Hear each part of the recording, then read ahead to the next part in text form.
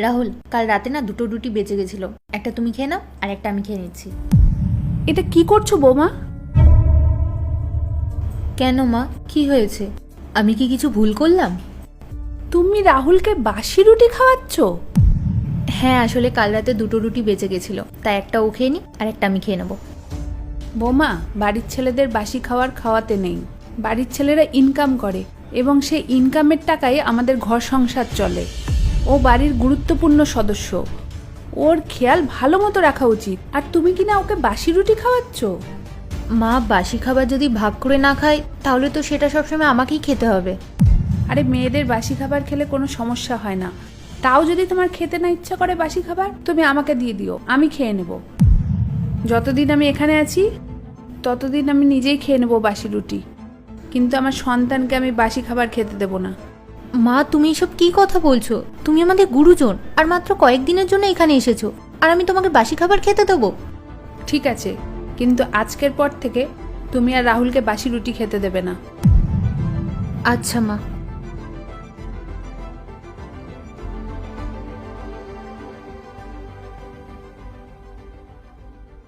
মা, এই নাও তোমার আর আমার জন্য আইসক্রিম। আরে পূজার জন্য আইসক্রিম কোথায়? আমি তো শুধু আমাদের দুজনের জন্য এনেছি, ওর জন্য তো আনিনি। কেন পূজার জন্য আনিসনি কেন? মা, ওর আবার খাওয়ার কি দরকার? ও তো বাড়ির বউ, ও আবার আইসক্রিম খেয়ে কি করবে? আর তার থেকেও বড় কথা হচ্ছে গিয়ে ও তো আর বাইরে ইনকাম করতে যায় না। আর ও তো বাড়ির কোনো স্পেশাল মানুষও না, বাড়িতেই টুকটাক কাজকর্ম করে। এর জন্য ওকে আইসক্রিম খাওয়ানোর কি আছে? এটা তুই কি বলছিস রাহুল? আমি কি তোকে এই শিক্ষা দিয়েছি নাকি যে তুই বৌমার জন্য কিছু আনবি না? বাবু, স্বামী স্ত্রীর সম্পর্ক না রেল লাইনের মতো হয়, যদি একটা দুটো কমতি হয়ে যায় না তাহলে সম্পর্কটা একদম খারাপ হয়ে যায়। আর তোর চিন্তা ভাবনা এরকম কেন হয়ে গেছে? এই শিক্ষা কি আমি তোকে দিয়েছি?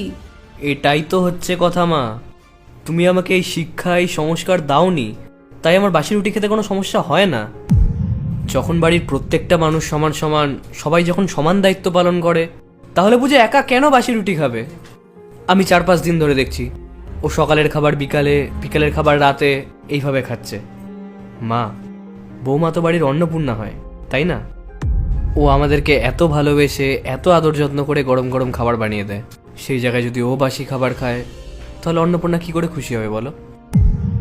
তুমি আমাকে একটা কথা বলো, যখন তুমি বাড়ির বৌমা ছিলে তখন তোমাদেরকে বাসি খাবার খেতে হতো, তখন তোমাদের কি ভালো লাগতো? মা, আমার যদি কোনো কথায় তোমার খারাপ লেগে থাকে তাহলে পার্ট 2 দেখতে সাবস্ক্রাইব করো ভেলকু 78M।